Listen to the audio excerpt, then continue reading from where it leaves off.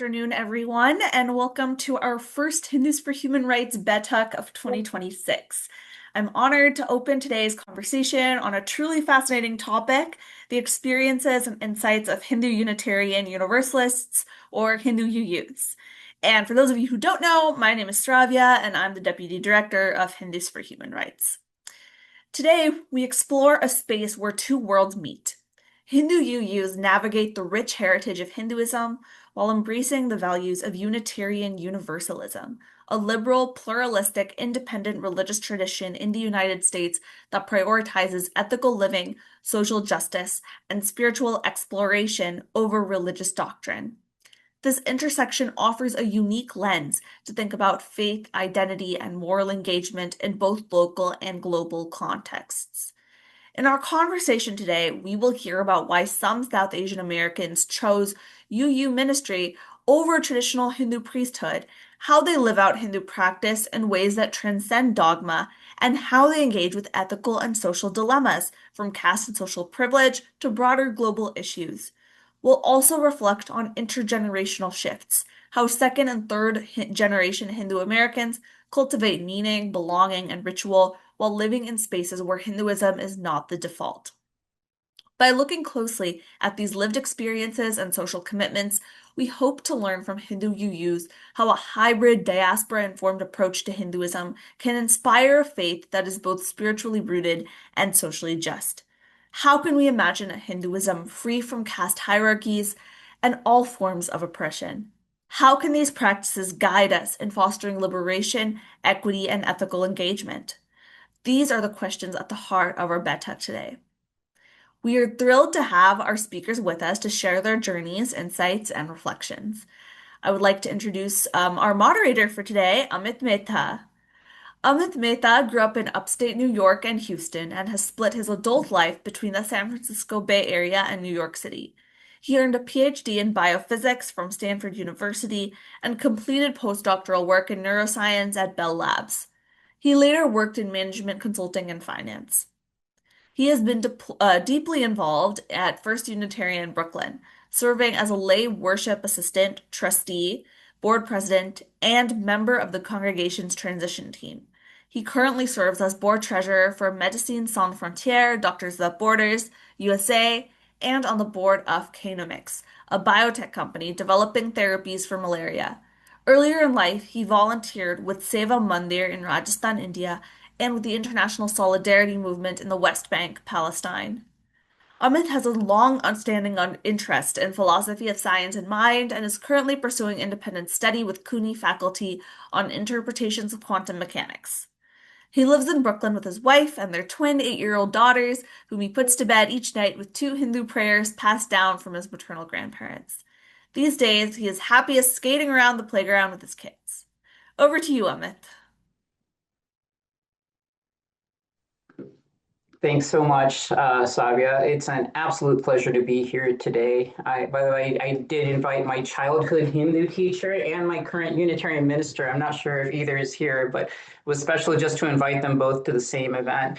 Now, it's my pleasure to introduce Reverend Abhi Janamanchi, apologies if I got the last name wrong, and Reverend Manish Mishra Marzetti. A few years ago, I was a UU and I didn't know there was a significant Hindu UU presence in the United States. And I went to the UUA in Spokane and I met them both. And lo and behold, that was my moment of saying, wait, there actually is a community here. I can consider myself a Hindu UU, given that the two of them are there. So Reverend Avi, he's the senior minister of Cedar Lake Unitarian Universalist congregation in Bethesda, Maryland. Raised in a Hindu context and shaped by Unitarian Universalism, which is a theme we're going to return to. He came from a third-generation Brahmo Samaj family, part of a reformers tradition that emphasizes ethical faith, social responsibility, and religious pluralism. His ministry and public work sit at the intersection of faith, justice, and civic life. He serves on the advisory board of Hindus for Human Rights and is committed to advancing democracy, dignity, and human rights through interreligious solidarity, community organizing, and moral witness. Now, Reverend Manish Mishra Marzetti harks from Michigan. So he's a founding member of Hindus for Human Rights, and he serves as senior minister of the First Unitarian Universalist Congregation of Ann Arbor, Michigan, which is a theologically pluralistic and justice-oriented community. He identifies as a Hindu and a Unitarian Universalist and gay and a partnered dad of two kids, which, by the way, I can identify with. His published works include Justice on Earth, People of Faith, Working at the Intersections of Race, Class, and the Environment, Conversations with the Sacred, a collection of prayers, and Seeds of a New Way, Nurturing Authentic and Diverse Religious Leadership, which was published just 2 years ago. He serves as co-chair of the Board of Trustees of Unitarian Universalism's International Human Rights Organization, the Unitarian Universalist Services Committee. Now, just a brief intro and context of UU. I can't say the world of Hindu-UUs, but UU is really a faith where my former minister put it most sharply. When giving a sermon, you need to appeal to the theist and the atheist alike. It's an attempt to be something to a lot of different people without being nothing to anyone. It's an attempt to ground theology and social justice, an attempt to live by the 7 precepts of Unitarian Universalism. And it's an attempt to create as Reverend Forrest Church, one of our earliest members, said, how do you create a life that is worth dying for? The intersection between UU and Hinduism, I think, is very much a lived practice, and it is largely influenced by the very 2 ministers we have right here, and by the small group of us, but still significant group of us, trying to carve out that hyphenation, that identity. Now, before going into some questions about Reverend Manish and Reverend Abhi's identity within this hyphenated space, I wanted first to contextualize this in ongoing events. We're all aware of the genocide in Gaza. We're aware of recent events in Minneapolis. Both of the ministers with us today have been involved in both of those situations. So I wondered if first Reverend Manish, then Reverend Abhi, you could tell us a little bit about your recent experiences of bearing witness and solidarity in both those situations. Sure. Thanks, Amit. I just returned about a week ago from a couple of weeks in Palestine in the West Bank, and it was deeply moving. I mean, I spent years studying the Arabic language, Arabic history, economics, politics, and I had just a fraction of an understanding of what's really happening on the ground to the Palestinian people. It was really humbling to realize here within the United States how much we don't know and how much information we're not exposed to related to what's actually happening on the ground and what the Palestinian people are going through. It was really a very life-changing experience for me of encountering empire at its fullest and what empire and colonialism, how they continue to live. And it's really shifted my lens of understanding both the realities of empire and colonialism today, and also I think, more relevant for our South Asian communities, how we continue to navigate it as a metaphorical and internalized reality too. So it was very powerful for me. I'm glad that I got to be there, and I'm deeply changed by it. And for any of our attendees today, if you have not been and the opportunity arises to go to Palestine, I would suggest going. It's a life-altering experience, and no amount of trying to read about it, from thousands of miles away is quite equivalent.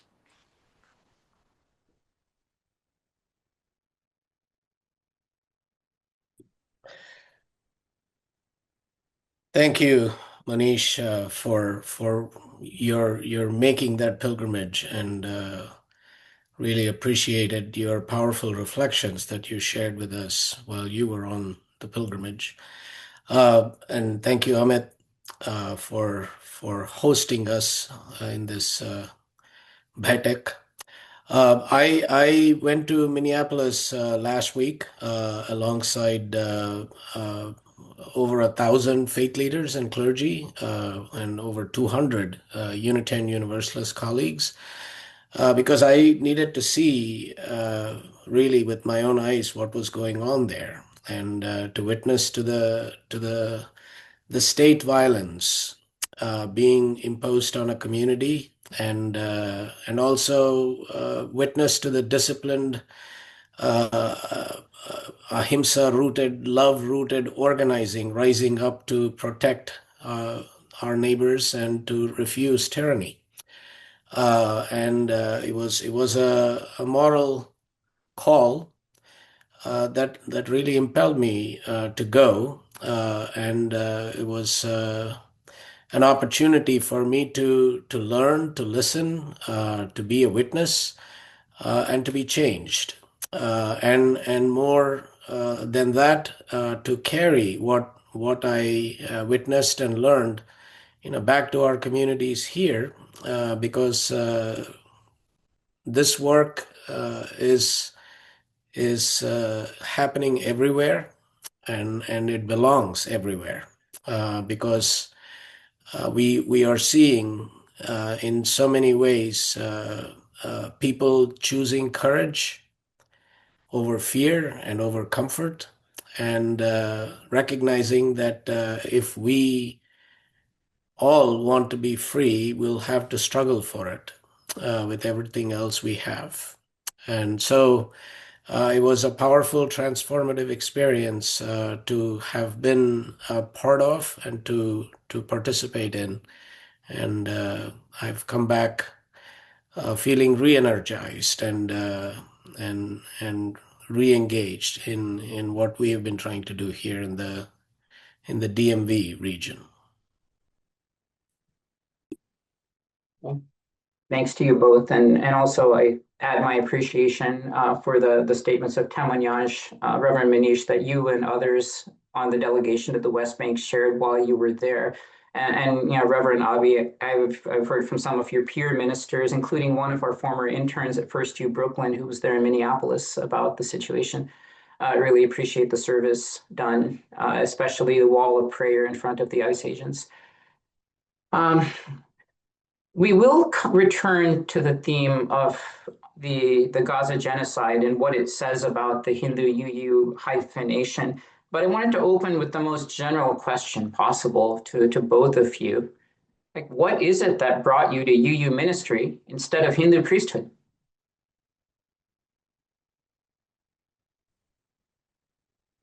Well, I can go.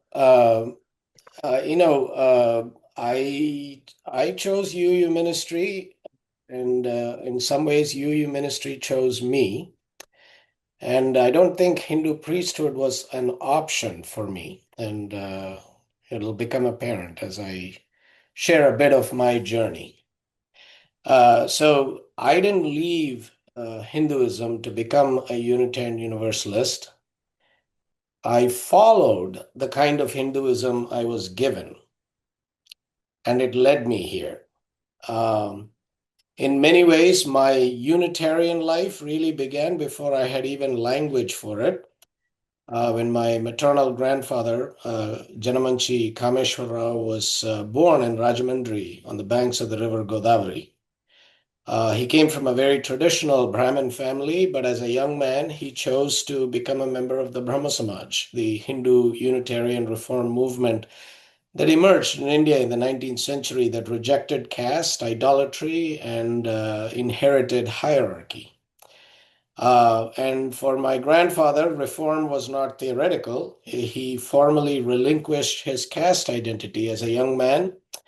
He supported the education of his child widowed sister and arranged her remarriage across caste lines, and for that he was ostracized by his family.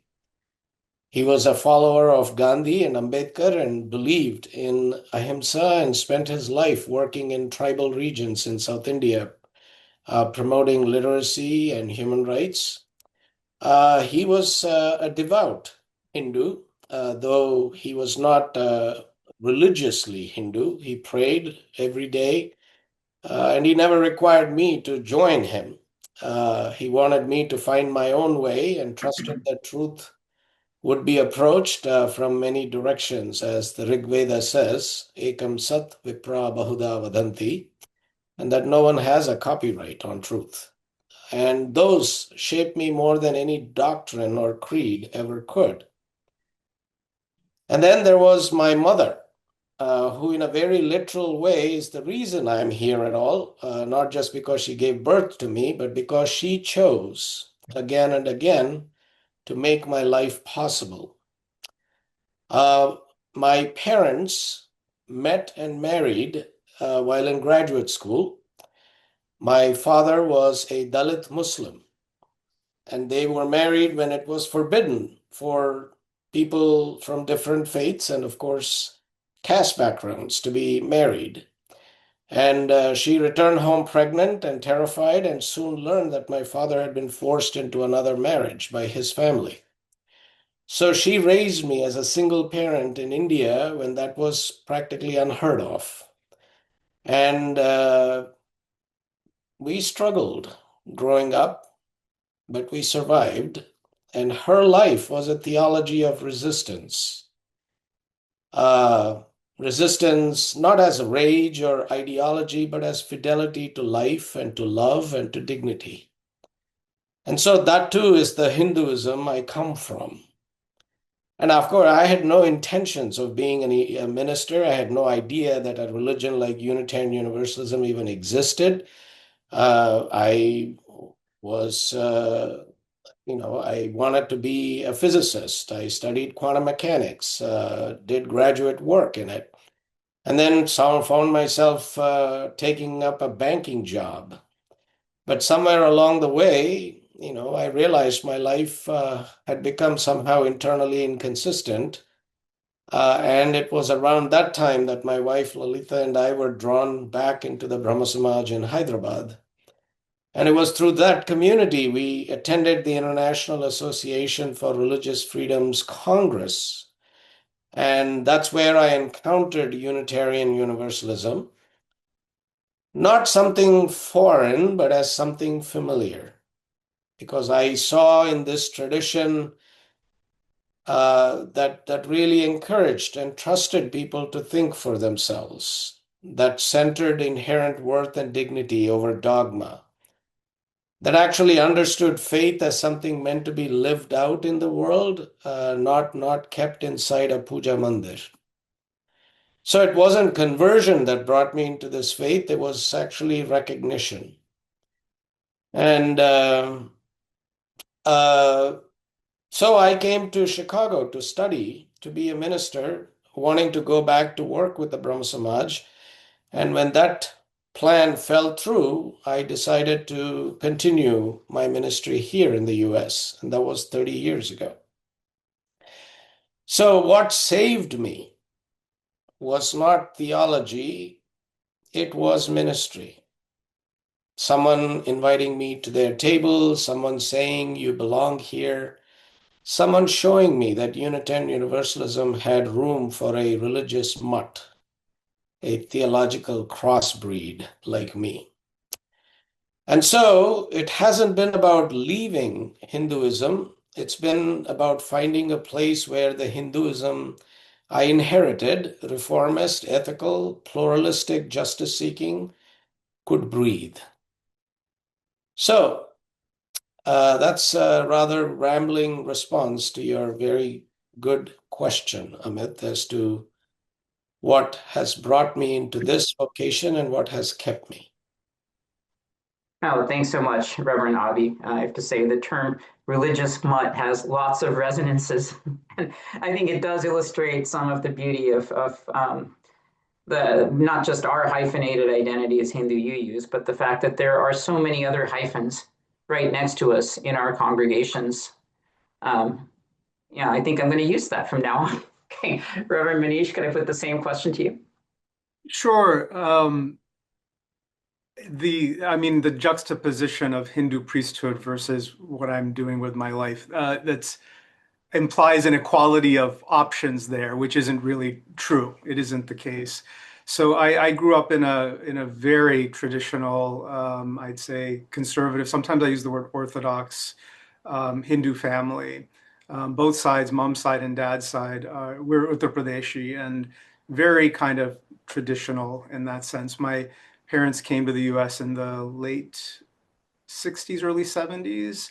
And as is not uncommon amongst South Asian immigrants, they doubled down on like we're raising our kids the most conservatively we possibly can, in part in parentheses to help avoid being criticized back home in India that we're raising our kids too liberal out in the West. Meanwhile, my cousins in India grew up eating meat, and I was raised a strict vegetarian growing up in Pittsburgh, Pennsylvania. So that's kind of the kind of shifting that kind of happened there. The difficulty of being raised as conservatively as I was that I started to figure out as a teenager I'm a gay man, and I tried to find examples and possibilities in Hinduism, but that was in the context of having grown up in our temple communities in the 1970s, which were nascent. They were new. My parents' generation was the generation that was building those temples and founding the cultural institutions also that now exist. Both my parents were deeply involved in all of that. And I would at times try and ask the priest to help. We didn't have a guru yet. We got a guru later, but we had a priest. And I would try to ask the priest clarifying questions because, of course, I'm raised in a Western educational system. We're raised to ask questions. And the priests couldn't answer my questions around, well, why are we doing this in this particular way at this particular time of year? And what does this mean? What's the significance of this? And often my parents couldn't answer either. So my experience growing up was of orthopraxy, what in the field of religion is called orthopraxy, meaning, kind of a rigid adherence to practice. And I was, having grown up in a Western educational system, I wanted to ask questions about all of that, and I couldn't get answers. This kind of led to this sense of like, I don't understand why I'm doing what I'm doing and what the significance and importance of it is. And the main questions that I had, which are, is there space for me in Hinduism? I couldn't find any avenues or channels by which to even ask that. So when I came out of the closet at the age of 20, unfortunately, I came to understand later that this wasn't necessarily true at the time. But the inner feeling I had was that in order to be out as a gay man and not internally die, which was the path that I had been on, I felt like I was dying on the inside, meant that I was stepping away from Hindu community that I had grown up with. And honestly, I really loved. I loved the Hindu upbringing I had, the sense of both the culture and the religious communities that I was connected to. It was a very profound loss for me to feel that was necessary, that I had to step away from all of that simply to be myself. It was years later that I came across Unitarian Universalism, holding that sense of loss that I really wanted the community, and I couldn't understand or see or find spaces where that could exist. I mean, granted, a lot of HR folks are New York City based. I was not New York City based, so I didn't have like this huge local community where I could find liberal folks, liberal Hindus. So in kind of seeking community where I could be okay, I could be accepted as a gay man, Unitarian Universalism was actually the first thing. One of my best friends recommended it to me. I was very suspicious because for those, I often say this in Western audiences that like Catholicism is a culture. It's not just a religion. Judaism is a culture. It's not just a religion. So I wasn't about to convert to anything. Like that was not an option. Any religious option that said I had to disavow my Hinduism or disavow what I grew up with, my culture, my language, my religion, that was not going to happen. And so I didn't really think that I was going to find something that worked for me. But when my best friend told me that you check out Unitarian Universalism, I read about it on the denomination's website. There were ethically oriented principles without anything else expected. And I was like, no, that's too good to be true. How could there possibly be just an ethically oriented community without some kind of strong dogmatic theology? It seemed too good to be true. So then I was like, all right, well, the only way to find out is to check it out.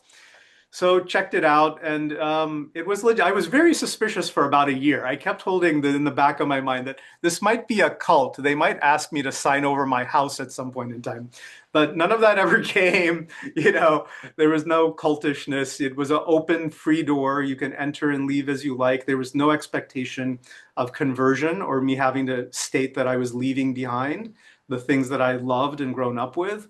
And that kept me coming back. And within short order, within 3 years, I was in seminary after I found Unitarian Universalism. So I pursued former religious and theological training, as had Adi, my colleague.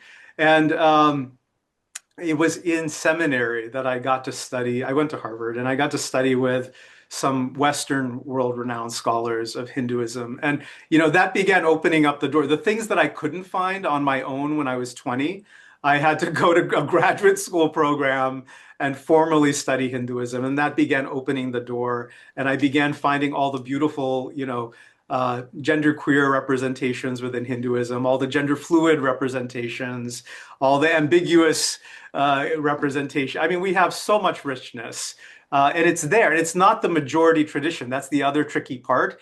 It exists, and it's hundreds, if not 1,000+ years old. But you have to want to look for it a little bit, because it's not the dominant tradition that we encounter in our temple communities. So yeah, I became a Unitarian Universalist minister. I don't use a hyphen at all, Amit. I don't find the hyphen argument very interesting, or even the question very interesting. I'm fully Unitarian Universalist, and I'm fully Hindu, period. Yeah. Wow. Okay, that's interesting. Reverend and I do empathize that we can be both things.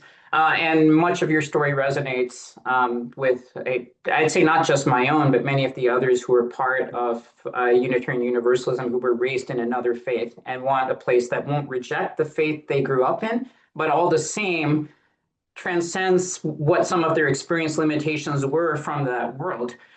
Which is actually a great segue to our next question, that at least for some of the other progressive Hindus I know, some of them remain going to temple regularly, some of them don't. Few of them are in Unitarian Universalist congregations. A few of them are elsewhere. A very large number of them are part of Hindus for Human Rights. Growing up like you did in a traditional Hindu community in the United States that is attempting to anchor itself in the India that was left behind. One can't help but note that there is a skin tone hierarchy, there is significant Islamophobia, there is a lack of acceptance of LGBT, or especially trans, I'd say, but certainly LGBT identities. There are lots of hierarchies that are inherited, or even hierarchies that are picked up along the way, and that's precisely what some people really chafe at. Now, Unitarian Universalism is explicitly constructed to undermine those hierarchies, which is why it seems like such an inviting home. But I do want to ask now, since being fully Hindu and fully Unitarian, if we downplay doctrine and instead emphasize how Hinduism is lived, what gives you both confidence that a lived Hinduism has the resources to overcome Islamophobia, which at this moment in time seems like something like a global epidemic, that a lot of what we see as our peer Hindus, including people we love and cherish, including in our own families sometimes, are carrying the banner of? And I mean this as a question of like people and communities and lived Hinduism, as opposed to what doctrine tells us to do. Abhi, I can start this one off. So, I mentioned my family's Uttar Pradeshi. It's Lucknow specifically as our family roots. I mean, Lucknow is the living example for hundreds and hundreds of years of how Muslims and Hindus have not just lived together side by side, but syncretically, like through a blending of cultures, cuisines, languages, art, music, like created something even greater than what existed prior to the blending of the cultures and the meeting of the cultures in that city. And that's not the lived reality today. And I say this, one of my family members as a Mishra is a founding member of the BJP. And that's the reality of local governance in Lucknow today. Is it's Hindu fundamentalist dominated. So while the tradition, so we're not looking for something new. That's actually what I'm trying to say. Where the examples are within South Asian history of how we have lived together successfully in ways that uplift multiple, the people from multiple religious, cultural perspectives. I think the nationalism of our current era is the aberration. And we have to understand it as an aberration, as an illness that needs to be worked against. Illnesses need solution. They need to be addressed head on. Otherwise, they spread and they get worse. But historically, within the history of South Asia, we've got beautiful, beautiful examples of how people from different backgrounds, cultures, religions have supported one another and lived together beautifully.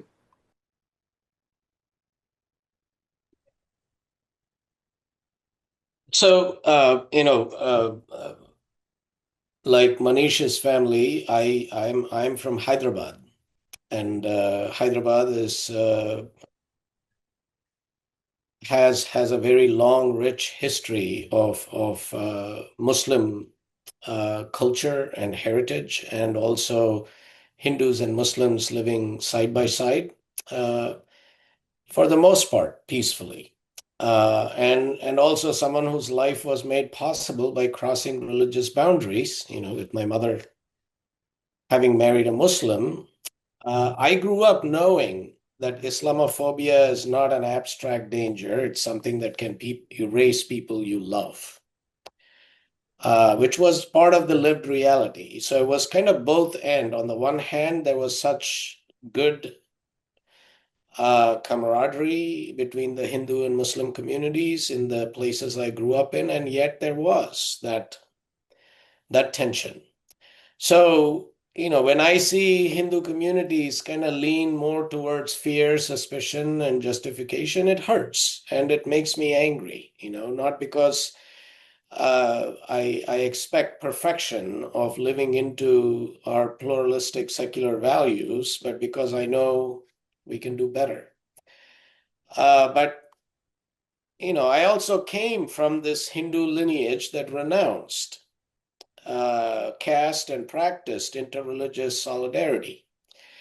Ram Mohan Roy, the founder of the Brahmo Samaj, was a scholar in Persian and Urdu and Arabic. And in fact, at age 19, wrote a book called Tuhfatul Muwahideen, which was a document that made a strong case for monotheism, trying to look for commonalities between Hinduism and Islam.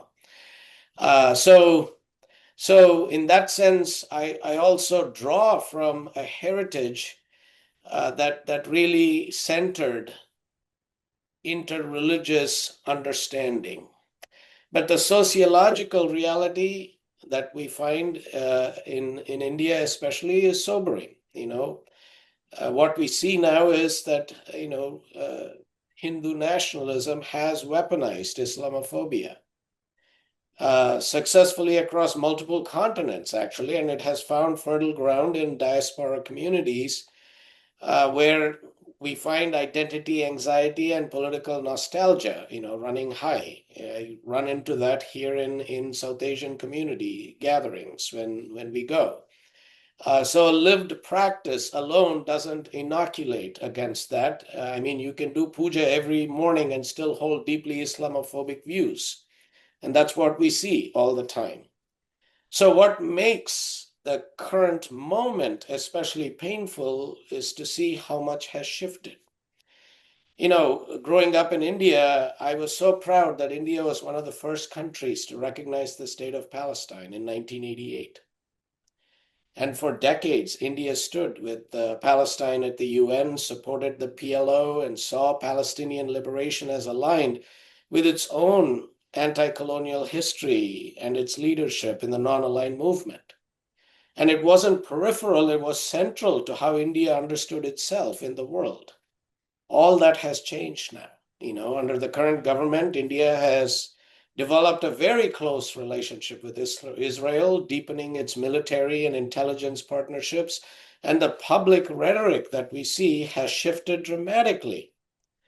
The Hindu nationalist ideology has reframed Israel, not as an occupying power, but as a model.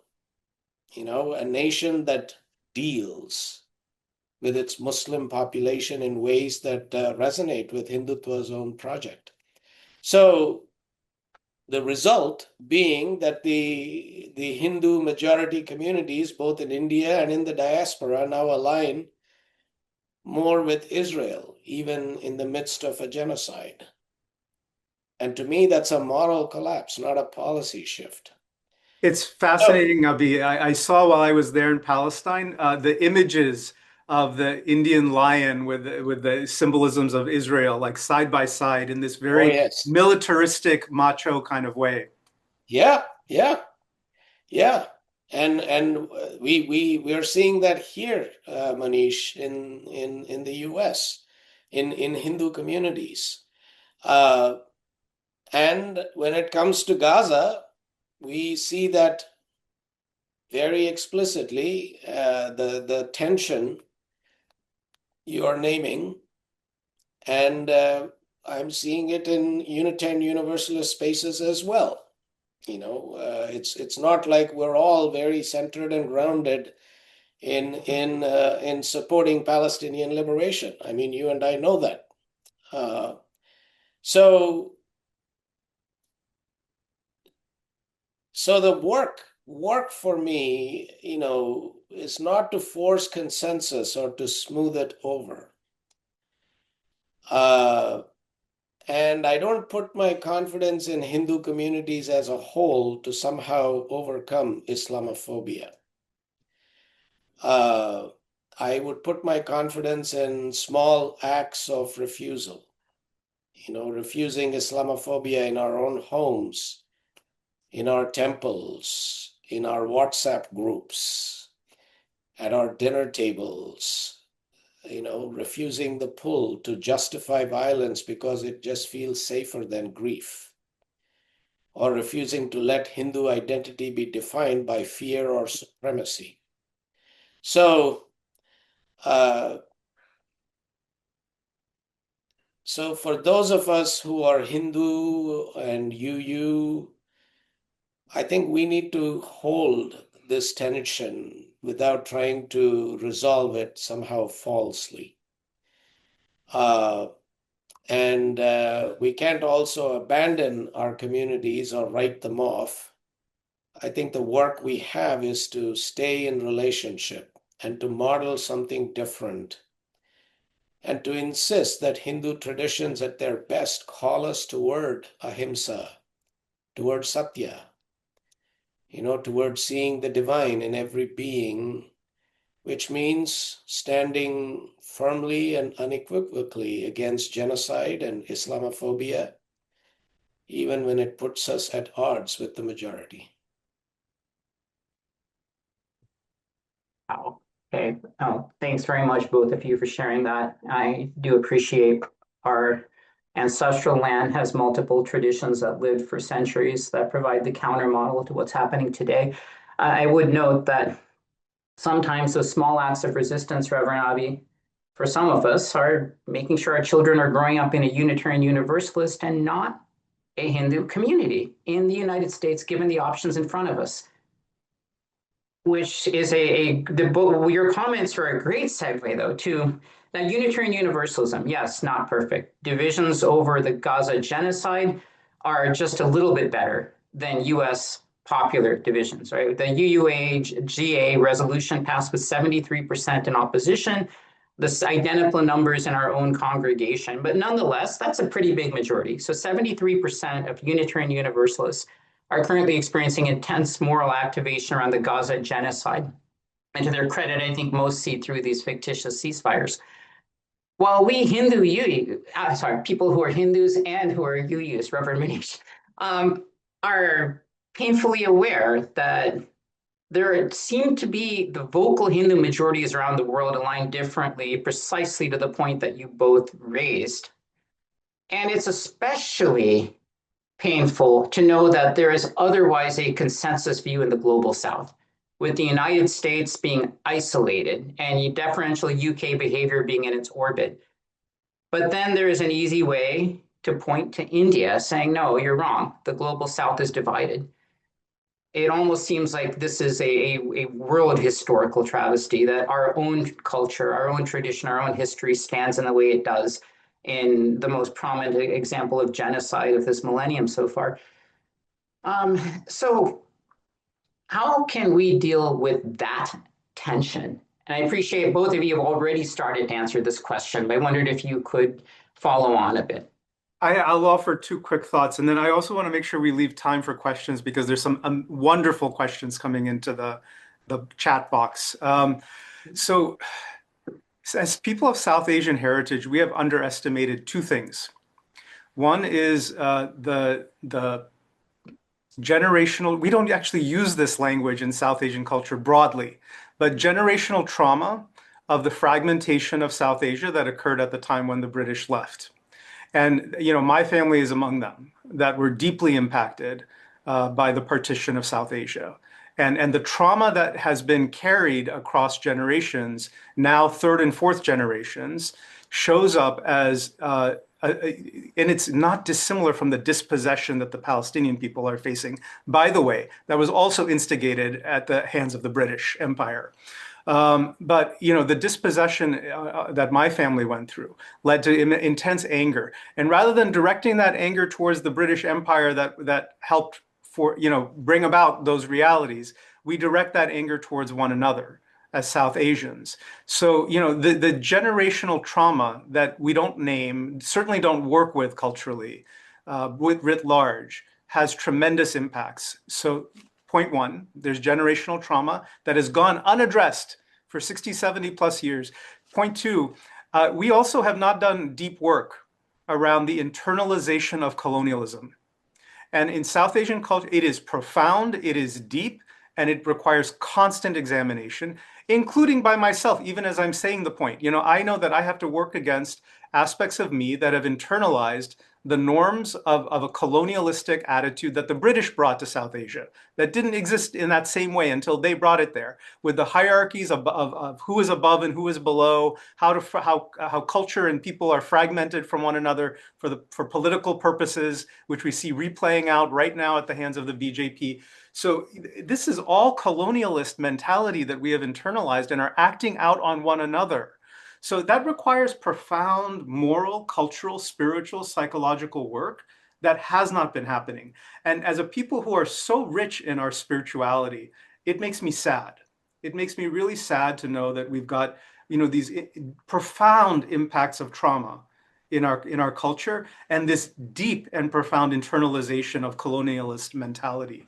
They're unaddressed needs that I think, we need to. You only can work on them when you start naming them. So hopefully I'm helping name them. I think Manish really addressed this so well. The one piece I want to touch on that you brought up, Manish, is as those of us who are caste privileged, Savarna Hindus in the diaspora, many of us arrived already trained in hierarchy. It's really seeped into our consciousness. Even growing up in a family that intentionally rejected caste hierarchy and all, I'm still swimming in the culture. Trained to read status and proximity and purity. Not consciously, but more somatically in our bodies, in our families, in what we were warned against and what we were encouraged to aspire to. So, when we encounter racial systems that placed us somewhere in between, I feel many of us have adapted with disturbing ease, learning how to be respectable and non-threatening and how to distinguish ourselves, say, for example, from blackness, and to claim proximity to whiteness without naming it that way, and slotting ourselves into existing hierarchies, distancing ourselves from those below us and aligning ourselves with those above us, and using our caste consciousness and training to successfully navigate those in-between spaces that at times have secured our own advancement. And to me, that's not history, that's our lived behavior, that we are so attuned to. That part of what we need to do is the more intentional work of unlearning what is now seeped so deeply into our own consciousness. Oh, that is a perfect segue, Reverend Avi, to my next question. Now, if we talk about Isabel Wilkerson's sense of caste in the United States or in South Africa, the sense that someone of brown skin may attempt to position themselves as being white adjacent. The sense that brown on black racism sometimes being more vitriolic than white on black or white on brown, being part of that hierarchy, a part that many of us who grew up in the United States can see, having experienced white racism against us, but seeing brown on black racism in our own communities, we could compare the two, we could note the difference, we could see which was more vitriolic. And later on, learning that caste hierarchies work that way. If there is a so-called ladder, someone in the middle is all the more anxious to not fall. And hence, there's almost an unspoken agreement with brown to white saying your racism towards us is okay, provided you allow us to join you in still more vitriolic racism towards people with still darker skin. That's the caste hierarchy in the United States that appears to exist. And I think it's unfair to say that someone brown participating in it is just an agent of white supremacy. I would say that we participated in it knowingly and consciously. And in fact, we brought 2,000 years of that history and a visceral knowledge of how to play that game into an American society. So I have two parts of my question. First, is it just that we came into a hierarchy and fit it, or did we contribute to creating it? We, after all, have 2,000 years of history, and we are a significant minority in the United States. And second, what is your best practical recommendation for how to reverse this? I don't think caste needed to invent racial hierarchy in the US or in South Africa to do harm. I feel it only needed to recognize an opportunity.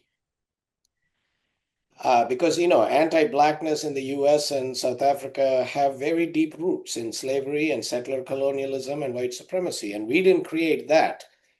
But as caste privileged Hindus, as I said, we arrived fully equipped and trained and able to fully participate in that. And, we have really learned through caste privilege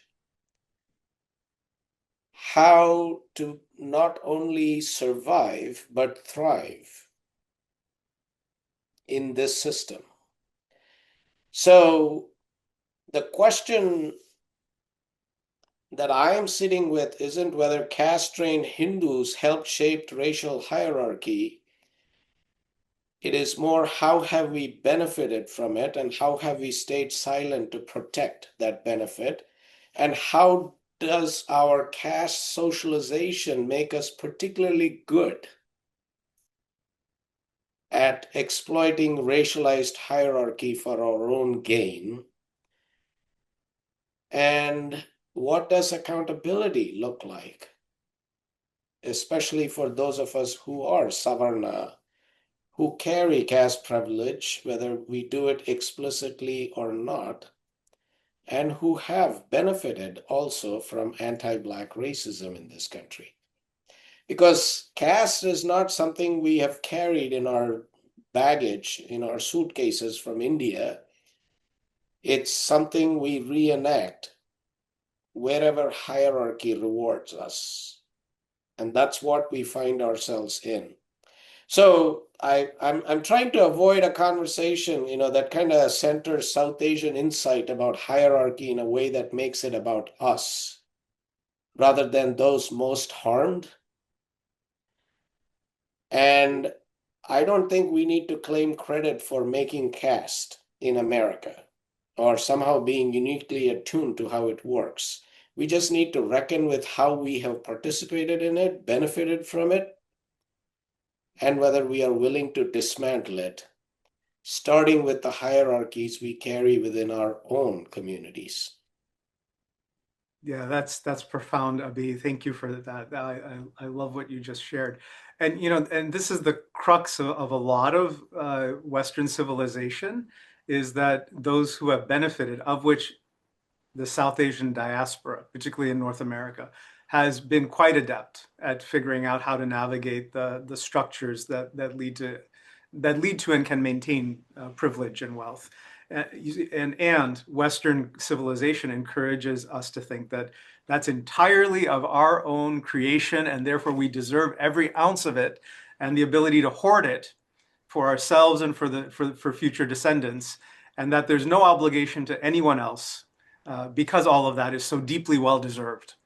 And that too is a spiritual illness. I mean, actually, I would say it's the fundamental spiritual illness of Western civilization, is the embedded selfishness and self-centeredness that works against a community orientation in which we can all understand one another as siblings. The moment and I say that, and I'm a student of psychology. I've done lots of PhD level psychology work, and it is innate in the human brain to draw distinctions around difference. It's automatic. We can't stop it from happening. The moment we encounter difference, our brain is classifying automatically, like the ways in which what we're encountering, including people, how they're different than us or similar than us. And so to work against the automaticity of how the human brain works requires effort. It requires effort to when we encounter the difference, to then remind ourselves difference is not bad. Difference does not mean lesser than. Difference does not mean that I am above, all of that stuff. Difference does not mean that I deserve more. Yeah. And so this is deeply and profoundly spiritual work. It's work around education, spiritual education. It's work around practice. This is spiritual practice that has to be lived into day by day as we encounter people out in the world. Yeah, I mean, and I underlining everything Reverend Albi said, I won't repeat any of that, but spot on there. And I just add these additional pieces. The spiritual teaching is needed, and day-to-day spiritual practice. That's powerful. Thanks, both of you. I will underscore everything both of you said on that front. This is a very challenging topic in the United States. I have one quick follow-on caste, then I'll wrap up with a question on the dual identity before we go to audience questions. And the quick follow-on is, now let's shift to India's caste hierarchy. And I'm speaking now from the perspective of the American-born second generation, like you, Reverend Manish, and my children, who are third generation. Now, I will mention that my wife, who is half Polish, half Irish, but in the United States for like 3 generations, so like she looks like any other Caucasian. When we visit India and my uncle tries to brag about our caste, her reaction is, I don't even know what this means or how to process it. There's a bit of like I know it's carried in me, right? My Indian caste privilege, Vaishnav, I believe, it's carried in all the social capital I had, the privilege I brought with me being born in the United States that my parents brought with me. But thinking now about India's caste hierarchy, what do we do in the United States multiple generations in? And how do we look at that, whether that should be our priority versus the caste hierarchy in the United States that we are adapted to both of your points? How do we look at both of those things? How do we act on both of those things multiple generations into the United States? So I will acknowledge, I just got back from Palestine and hanging out with some of the most amazing activist thinkers and visionary Palestinian leaders that I've ever met. One of the concepts that came up over and over again, and I'm really I think it's spot on, is the work of decolonizing the mind. And that includes getting out of all of even the question, Amit, the way you frame it almost as like, do we do this or do we do that? That's part of we're not getting right. We have to dismantle all of it. None of this nonsense works. It's not as if it ever worked. And so we need to get our brains out of this, that either I'm working on the needs in the United States around class and race, or I'm focused on South Asian oppression. Like it's all from the same mindset around hierarchy and power and privilege above and over other people.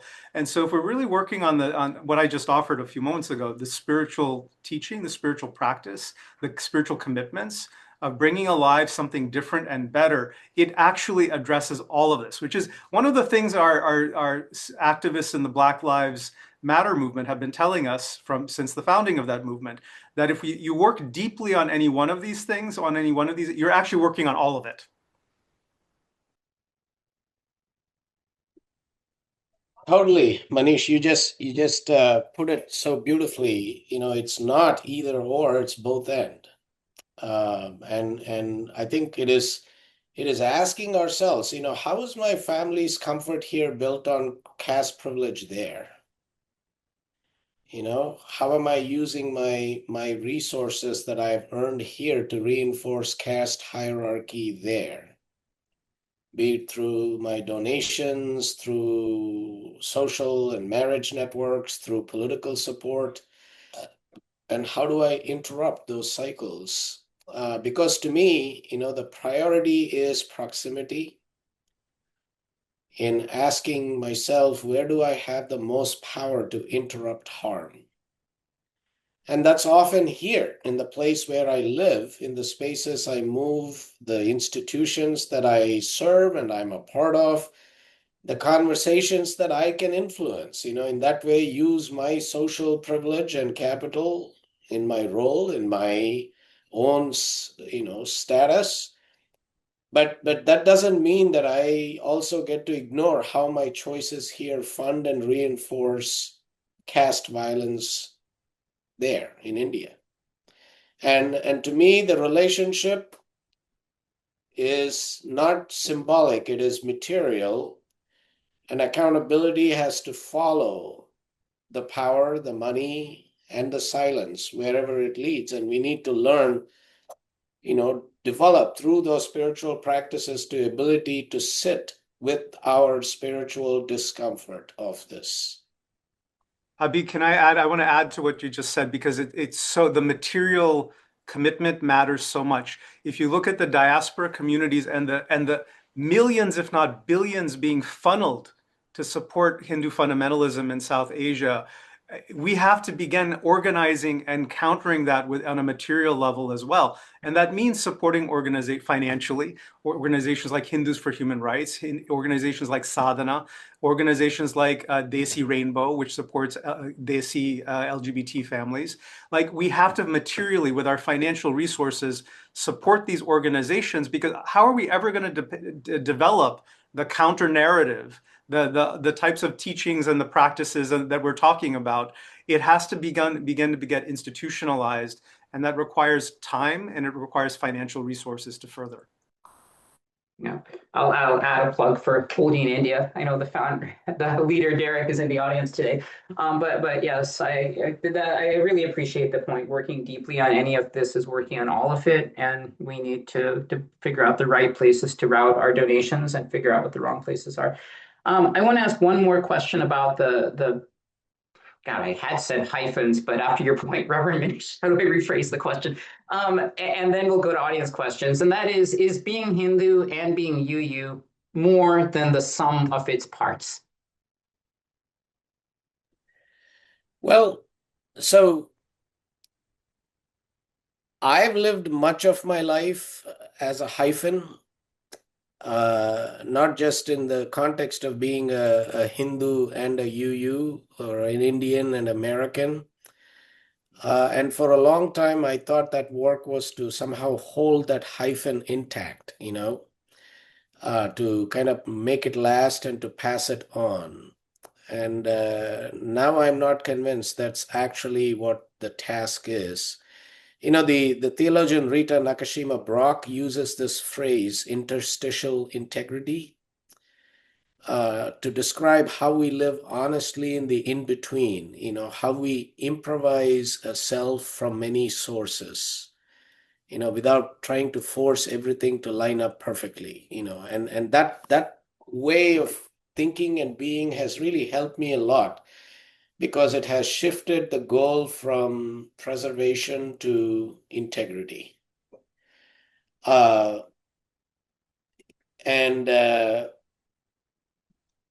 I don't think hyphens are endpoints. I see them more as inheritances we hand down intact, or that I see them more as bridges. And I needed that bridge to live honestly. And I recognize that my sons may not need it the same way. You know, there's a beautiful story in the Ramayana about Trishanku, who is a noble king who aspires to go to heaven physically with his body intact and is refused entry into heaven. And so he seeks the help of Vishwamitra, who in turn uses all his yogic powers to let Trishanku ascend to heaven. And Indra kicks him out, and Trishanku starts falling. And so Vishwamitra proceeds to use up all his yogic power to create a heaven, a special heaven for Trishanku. Except he runs out of all his yogic power while he is still in the process of creating, which then leaves Trishanku suspended between earth and heaven in a heaven specially created for him, suspended upside down for eternity, all by himself. Now, for a long time, I identified with Trishanku. Now I recognize that it is not about finding that heaven in between. It is more about making the heaven where I am and to be present, recognizing that sometimes the struggle to belong is actually part of the journey towards belonging. And in that sense, I find wholeness both in being Hindu, being UU, and also being in the hyphen, if there is such a thing. I love that. I love that. I love that, Avi. Yeah, for our attendees don't know, but Avi and I have known each other for decades. So we know each other really well. And so he also knows some of my journey. You know, having grown up here in the US, not in recent decades. I'm a little older, but you know, I grew up getting asked the question all the time, "Where are you from?" And Pittsburgh was not the answer people wanted to hear. And then, no, where are you really from would be the follow-on question. And so I learned where I'm really from is India as a kid, because that was the answer that pleased people. That was the answer that resolved the question. And I internalized that very deeply. I grew up here not believing, even though I'm born and raised in the United States, I knew no other country. Like I grew up believing I'm not from here and that my people are thousands of miles away. My country is thousands of miles away. Sure, culturally, religiously, in many ways, sure. But what that led to, you know, my dad got assigned with his company there my last year of high school. And so I was a kid who willingly gave up my last year of high school with all the peers I grew up with because I could go back home to my home, the real home that I'd never lived in for any length of time. And so, and I found when I was there for my senior year of high school in India, the Indian kids didn't want to have anything to do with me. And the first thing out of their mouth was, "You're so American." And it was dismissive that you're not one of us. And so what I thought was going to be a senior year of high school where I'm finally getting to know my country and my people was a year of kind of being rejected in many ways by the folks who were actually born and raised over there. That I'm and actually and then you know for those who are of a certain age and grew up here, you may know the term ABCD, American Born Confused Desi. I got to understand. Oh, that's what that means. The not knowing, the not ever knowing Like, where do I really fit in? Where do I belong? And and I love the language Abhi brought into the conversation from our colleague Rita Nakashima Brock, interstitial integrity. An easier word than interstitial is I would just say, the integrity of being in between. And my life is nothing but having been in between everything from the beginning, in between American culture and South Asian culture, in between cultural expectations and my own personal integrity and what I needed, in between religious traditions, like all of it. So, but the beauty is, and I used to desperately want a clear answer that either it's this or it's this or it's some hyphenated hybrid thing. And what if it's just the in-betweenness? And what if the joy is in finding profound and deep integrity in living into the fullness of the in-betweenness, which is what has actually been my journey. So I offer that we can celebrate the in-betweenness and we can find joy and integrity in it.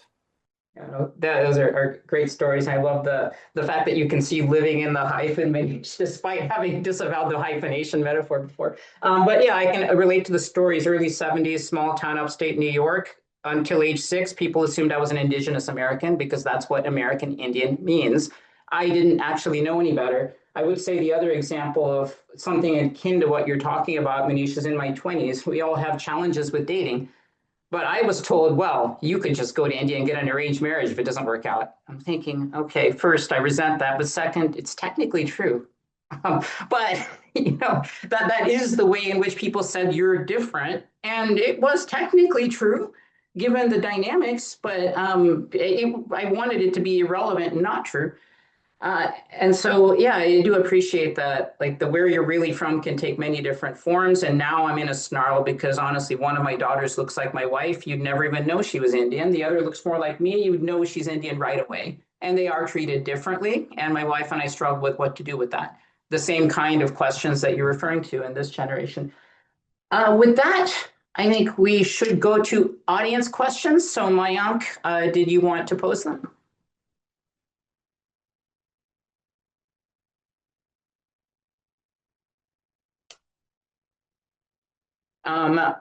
Can I read them? I actually don't see them.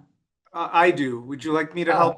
Sure. Sure. Okay. Well, we'll just go in the order in which they kind of came in. Um, this attendee says, Manish mentioned he found a guru. I'm curious to hear more about who it is and why. Well, there were two things. What I was actually referring to is that our temple community when I was growing up had priests. They did not have the guru, which is a spiritual teacher. My temple community that I grew up eventually got a guru. But I was significantly older. I was like finishing high school, towards the end of high school by the time we had gotten a guru. He's a lovely guy. My parents still follow that guru, though he's back in India. On a personal level, I did find gurus. And actually, I would consider myself in the guru tradition as well. That's how I approach my spiritual leadership. I'm a spiritual teacher. That's how I kind of self-identify. And I have my own teachers that I work with, my own gurus, one of whom is a Lakota shaman. So I'm keeping up the syncretic tradition very much in my own spiritual life. I have a Lakota shaman that I work with. I have a Tibetan Buddhist guru and teacher that I work with. I have another teacher who's trained in the Toltec indigenous tradition. Yeah, so that's the guru question. Abhi, anything you want to say about gurus? Well, one of the formative books growing up that has continued to impact and influence me is Sheldon Kopp's book, If You Meet the Buddha on the Road, Kill Him. So I'm one of those people who, I respect and revere spiritual teachers, but I find it hard to either go towards a guru or feel that I am a guru. So I'm a bit different in that way in how I approach this. So I have many spiritual teachers, both in the past and now, and see them more as side by side in the Upanishadic sense, much more than as a guru. No, Do I you would have just access add to the that. questions now, Amit, or would you like me to Sure, continue no, reading? I can see the questions. I just Okay. wanted to add one comment. The person I called a guru and still call a guru to this day is my childhood Hindu teacher, who I'm still in touch with, who I talk about Unitarian Universalism all the time. And it's kind of the lived answer to how being both is more than the sum of its parts sometimes to me. The next question from Sapna Pandya. Thanking us all for being so vulnerable and open about our journeys to UU. Curious about what made us seek an additional faith community rather than rejecting faith altogether, as some folks raised Hindu often do. I think I spoke a little bit to that in my remarks that I thought I was leaving Hinduism, and I assumed that that was it. And then at some time later in my late 20s, I encountered the reality of the loss of that, of the type of connection and community support that I had grown up with. And it was in encountering what I kind of realized I'd thrown the baby out with the bathwater. I was trying to leave behind theological or whatever understandings that didn't include me, but I threw community out alongside with that. And what I realized, I did want community. I did want spiritual community. So I had to come back to that.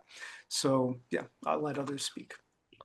Well, in my case, I came in with the purpose of serving in a faith setting. So, and I didn't, as I shared, I didn't leave behind my Hindu tradition and being a part of the Brahma Samaj, which had close ties with Unitarian Universalism.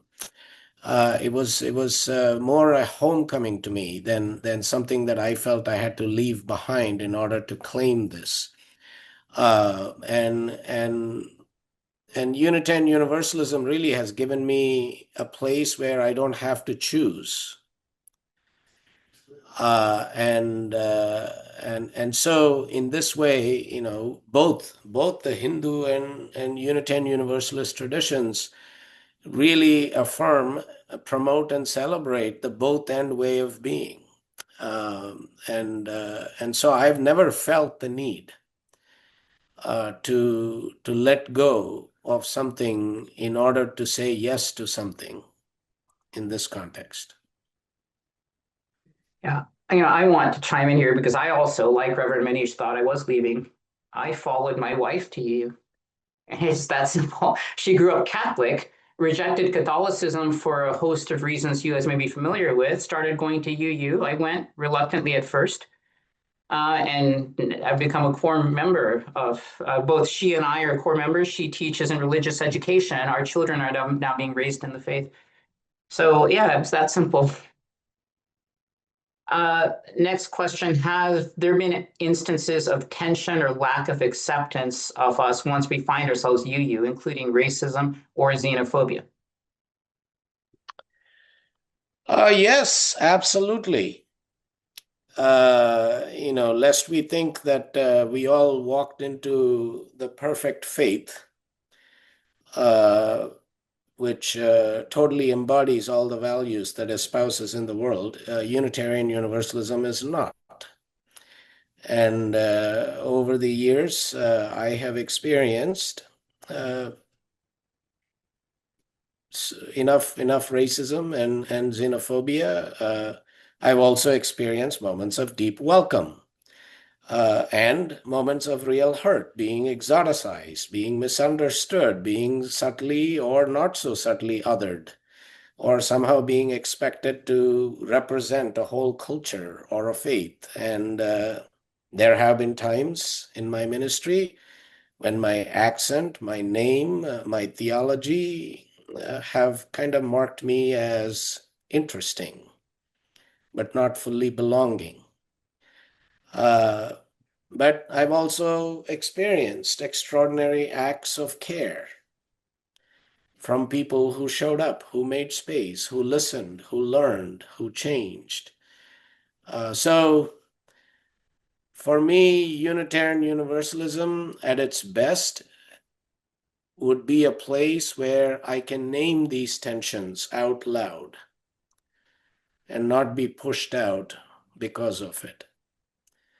And that's where the possibility is. And while it is hard sometimes to just continue to live in service to possibility or an aspiration, it is also something that has kept me engaged, involved, and present in this faith tradition. Yeah, there's no perfect out there anywhere. And that's I think something I've encountered over and over again in my life in wanting to find greater acceptance around my sexual orientation than I had in the conservative version of Hinduism that I grew up in. I found my way into gay male community and culture in my early 20s, which is defined by gay white men. And I can personally attest that gay white male culture is highly objectifying and racist as hell. And I spent decades navigating that as a person of color who happens to be gay now. Uh, and then subsequently, also finding Unitarian Universalism, where I found some answers or responses to the conservatism that I grew up with. I found openness instead of the closedness. There too, then discovering that at the time, Abhi's been a UU for 30 some years, more than 30 probably. I'm going on 30 years. And, in that time, we've had to navigate questions around what does cultural misappropriation look like when you're using a Tibetan Buddhist meditation bowl as a gong. It's not a gong, but sometimes it has historically at times in our communities, not less now. But that was one of the things I first noticed 30 years ago. It's like, oh, this is fascinating and not great. That a holy sacred item that's used for spiritual practice is being used as a gong, essentially, right? I've written about this, by the way. So so we have navigated issues of cultural appropriation, of exoticism, of so people getting very excited to hear about Hinduism and other faiths from us, which is you appreciate the enthusiasm, but you don't need a brown person to go out and learn about Hinduism or Buddhism or Jainism or anything. The libraries exist. The ability to do that research independently exists, and then racial differences and racial racism. My wake up call to this, I'd already left. I was working as a diplomat and I'd left my job and I was in seminary. And my first Unitarian Universalist class in seminary, not all the classes were Unitarian Universalist specific, but some were. And I went to that particular class. I was the only non-white person in the class, the only one out of like about 25 or so people. And it so shocked me. It pushed me into this existential kind of wonder, like, what have I just done? I didn't realize how at the margins of what I was pursuing, I was. And I had to do some really deep reflection around that. Now, we've come a long way. I'm describing stuff that was 25, 30 years ago. So we've come a long way since then, but there's no perfect. These are all still in progress. We're still working on being good racial allies collectively as Unitarian Universalists. We're still working on engaging with other religions in ways that are authentic and real and not appropriation. We're still working on that little bit of inner excitement that we sometimes feel when we encounter the other. We're going from being a piece of work to being a work in process. Yeah. I would flip the question somewhat, that cultural misappropriation, look, it's a real danger. I was part of the scene when the South Asian community took up hip hop 20 years ago. And I know the tensions with the African American community over that and what exactly we were doing. Now, UUs, I think, are very sensitive to that. In fact, our former minister was, when I indicated I actually want to see something more of the tradition I came from, because there are a lot of overlap with other Western religions. There are a lot of overlap between UU, people who are UU and people who are Jewish, people who are UU and people who grew up traditional Christian. Those influences are there. I need to see something Hindu. The fear was, well, we can't do that. We may culturally misappropriate. But then again, I pushed it enough that there was a Christmas service that was centered around the birth of Krishna and his story and the similarities to the story of Christ on a Christmas service. So that was rather daring, and I very much appreciated it. And it's the way in which UU that our UU congregation responded to my own agitation over this. On Christmas, the next question. Hey, before you leave that, During, Ahmed, oh, it would be worth noting for our attendees. Abi and I routinely led Diwali services. Abi does Holi in his community. I've been in Unitarian Universalist congregations where we have a Hindu community meeting on site with us on different days than we meet. So there is a lot of, just as you said, and thank you for that, Ahmed. There's a lot of synergy and collaboration also between our Hindu communities or South Asian communities and Unitarian Universalism. So the next question, on the recent Christmas celebrations, reported that 150 incidents happened in different parts of the country. Some went viral on Twitter. These polarizing incidents put the Indian diaspora in danger as they're living in a Christian majority or a Muslim majority countries. Do we have some action plans on how we interact with the Indian government to see these kinds of behaviors controlled and take action against those culprits? Want to thank Nursing for this question, and you're right to name the danger, because the violence and the intimidation around Christmas celebrations that we saw, it's not just a domestic issue. It does affect us and how Indians are perceived globally. But at the same time, I want to be clear about what kind of action is actually possible, because most of us in the diaspora don't have meaningful leverage over the Indian government in the way this question seems to assume, and writing letters or issuing statements, certainly can matter symbolically, but it rarely changes behavior, especially in this current climate. But I think we do have responsibility in how we speak and act within our own communities. And silence in diaspora spaces, be it in our temples or cultural associations or WhatsApp groups, has consequences. And I think we also, how we stand publicly, when we speak clearly against anti-Christian and anti-Muslim violence, as Hindus for Human Rights consistently does, and HFHR doesn't do it with caveats, it does it plainly. That disrupts the narrative that this behavior represents Hinduism as a whole, and that matters. And thirdly, I think it matters how we build relationships beyond our own communities, because polarization thrives when we are isolated. And when we are engaged in active, visible solidarity with our Christian and Muslim neighbors locally, it can do more to reduce risk and actually build trust. So I would offer those as ways in which we can be engaged here. That's awesome, Abi. I grew up at a time where here in the United States where my childhood temple was periodically broken into. The exterior was would be graffiti painted. The deities would be smashed or what do you call it, desecrated in some other way. And every time it happened, it felt like such a profound violation to me, like my own home had been broken into and messed up and attacked in some way. I would feel profoundly unsafe is what would occur, and it's a little bit less common today. It still happens. It's a little bit less common than the time period when I was growing up. But one of the things that has happened, and I've pushed for this and made sure that, we're thinking about this where in Michigan, for example, where we live. And I know many of our Unitarian Universalist spiritual leaders do this kind of work in the localities where they're living.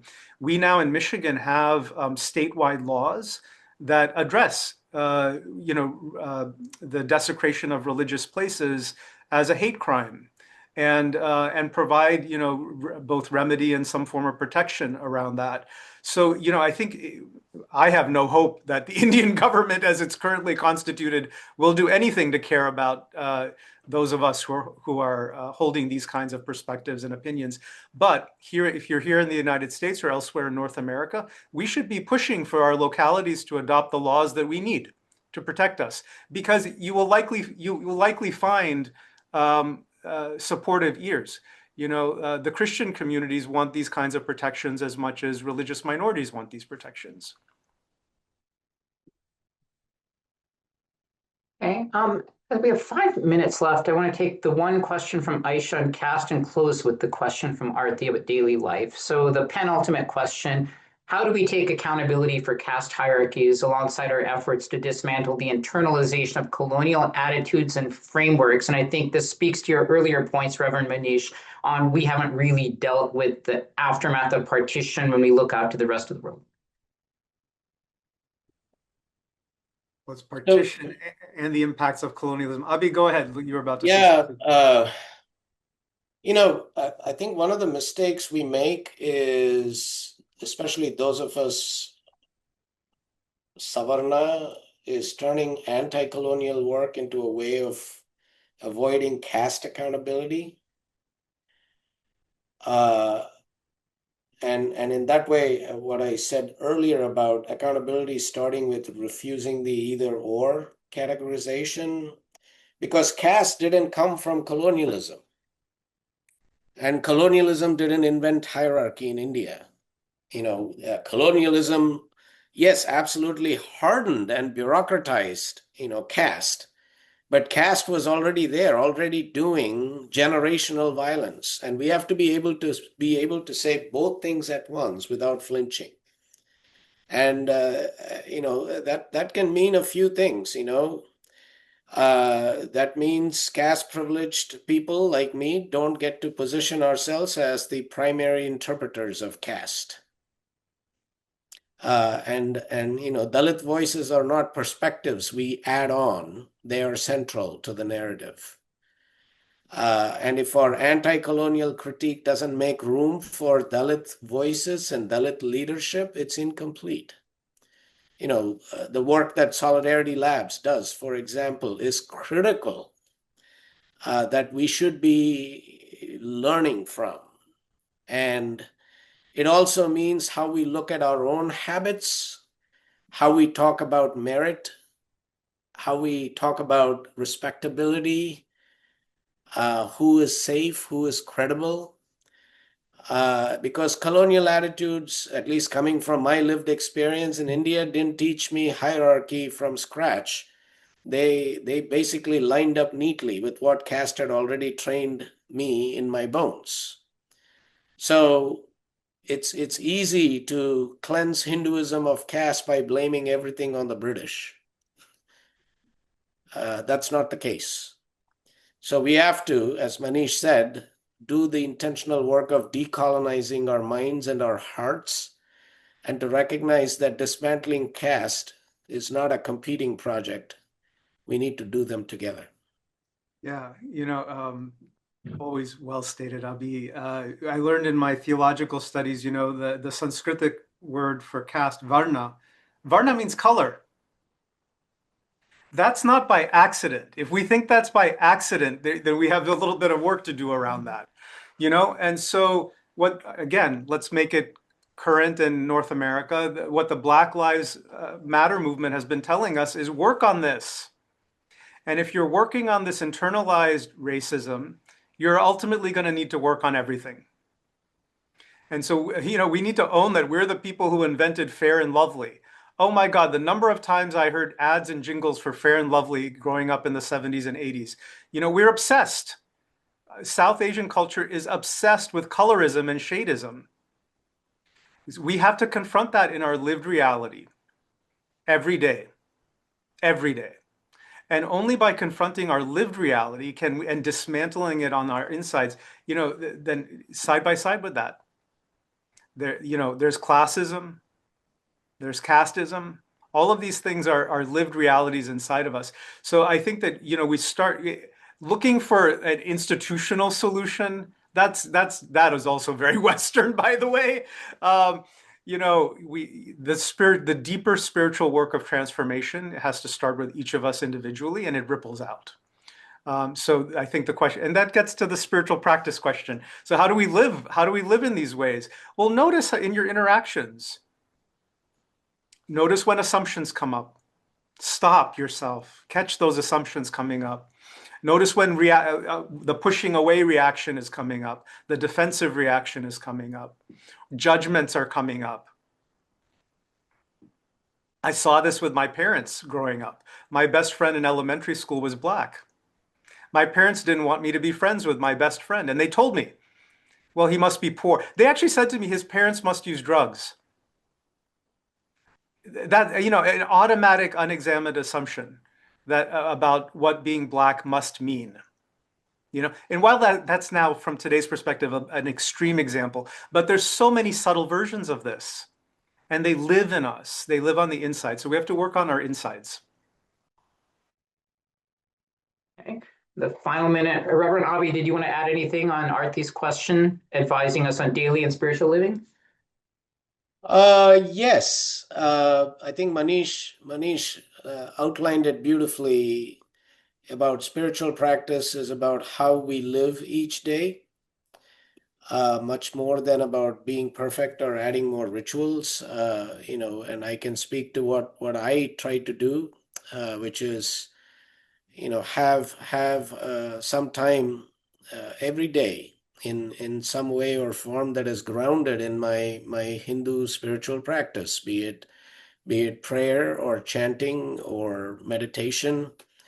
Enough to remember that I'm not at the center of everything, and paying attention, and trying to move from that place of intention as much as possible, and to carry that into the day, and to recognize that if we don't tend to the spirit within, we will wither. And whatever it is that we are committing ourselves to live in the world is compromised when we are not grounded ourselves. Beautiful way to conclude. I think we are out of time, but thanks so much, Reverend Manish, Reverend Avi, for this really insightful discussion. Thanks very much to Hindus for Human Rights for having us. Wish everyone a beautiful rest of their afternoon. Oh, and